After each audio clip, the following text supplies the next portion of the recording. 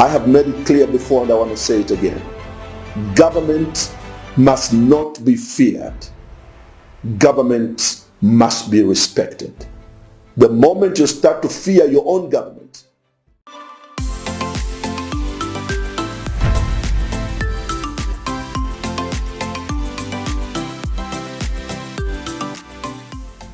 Hi guys, it's Agola Matams, also known as Gelo Wapazed, girl from Zambia. If you're new to my YouTube channel, please subscribe so that each time I upload videos, you will be notified that Gelo Wapazed posapaka video, that Gelo Wapazed has uploaded a video. Thank you so much for more than 62,000 subscribers.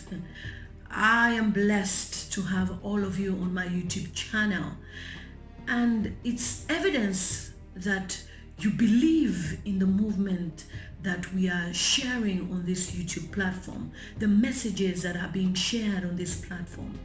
Of late, you have seen me advocating for the Zambian people who are voiceless, who don't have a voice out there. If they speak, they get fired. If they say anything, they're intimidated. In this video, I am sharing with you Dr. Nevers Mumba. He talks to the youth of Zambia and Africa, and he is advising that the youth should rise above any political party or minister. They should not be intimidated.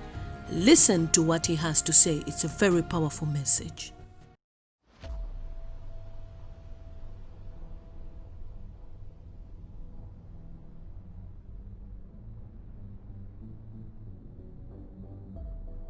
Hi, my name is Nevers Mumba.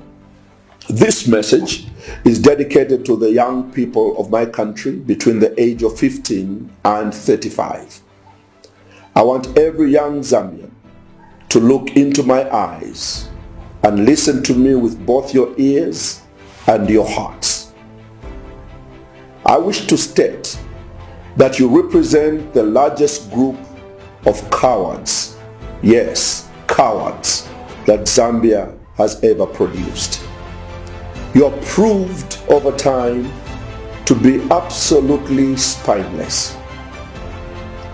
You have watched the country that you are going to manage in the next few years get wrecked, and you still remain silent. I sometimes wonder if you have any interest in your country. How shall you lead this country without passion and without courage? I know you are angry at my words. Yes, I want you to be angry. I repeat, you are a bunch of cowards. For some reason, you think the country does not need your input. You are afraid of being arrested, imprisoned, or ostracized. Somehow you believe good things come cheap. No, they don't. If the current crop of youths were the ones we had in the early 60s, we would probably still be under colonial rule today. But our fathers were fearless. The Kaundas, the Nkumbulas, the Kapwepwes.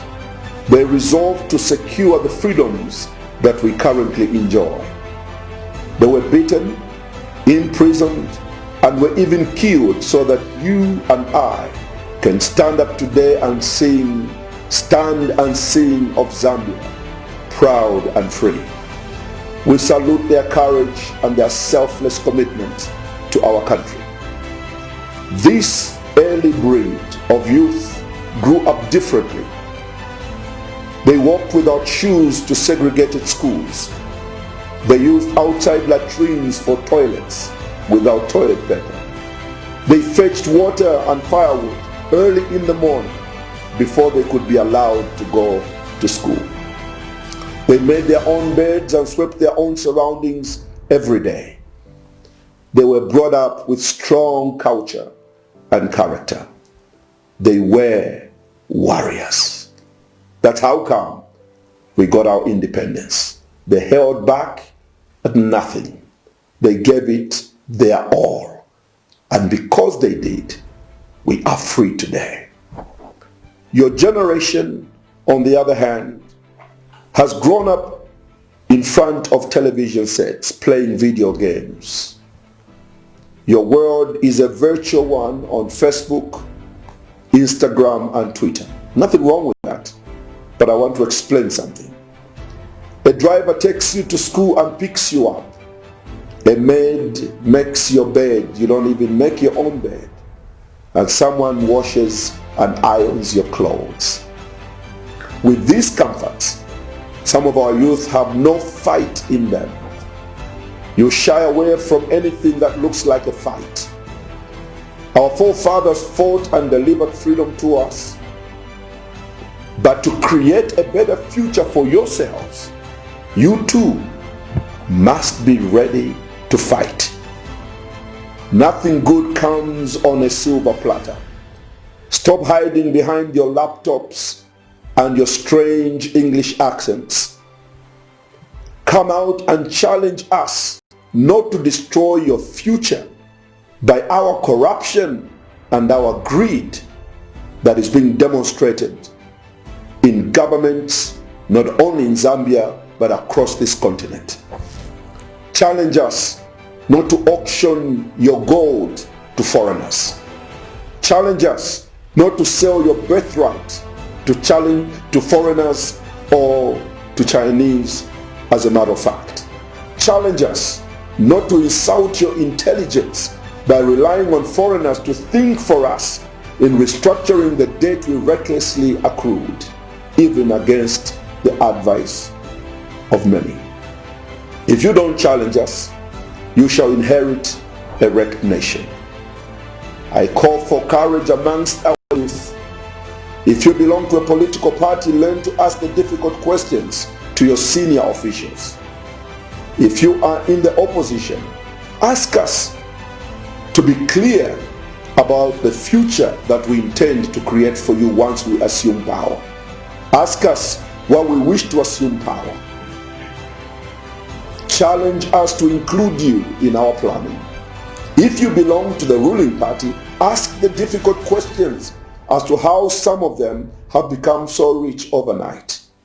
Ask and keep on asking until we change, until they change. After all, it's your future, it's your country, and it's your life. You have nothing to lose. In any case, you don't have anything now. Yesterday, driving through Cairo Road, I was held up in traffic. A young man, together with others, came by my window selling tomatoes and onion. One of them looked me straight in the eye as I was trying to start a conversation with him. He said, "Mr. President, I'm a graduate from the University of Zambia in the School of History. And I graduated with flying colors, and I want to send you my results." I said, "Then what are you doing on the street?" He said, "Because there's nothing for me and nothing for my youth. There are no jobs, there are no opportunities." You have nothing to lose. Even if you fear to ask a question, it will not improve your life. Ask the difficult questions. Tell us what you're going through. If they arrest you, speak from the prison bars.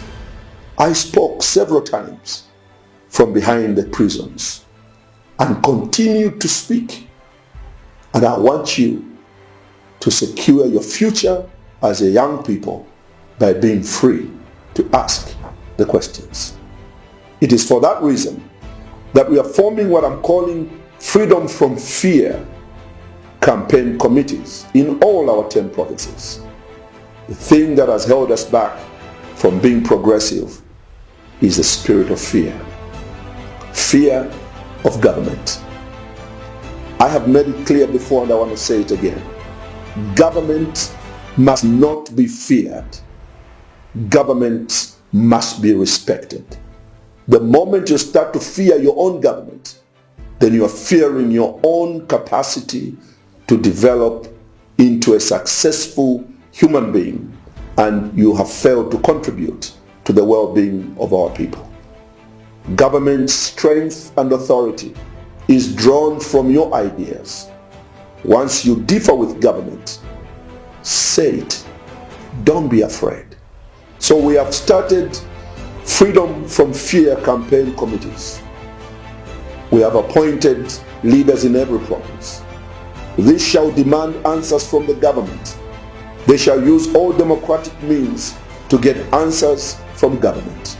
The youth of Zambia, we may not have grown up like we did, but if we are lions who grew up with a rough life, if we are lions who have spoiled our cubs by spoon feeding you, I have good news for you today. Inside you is a real and provoked lion.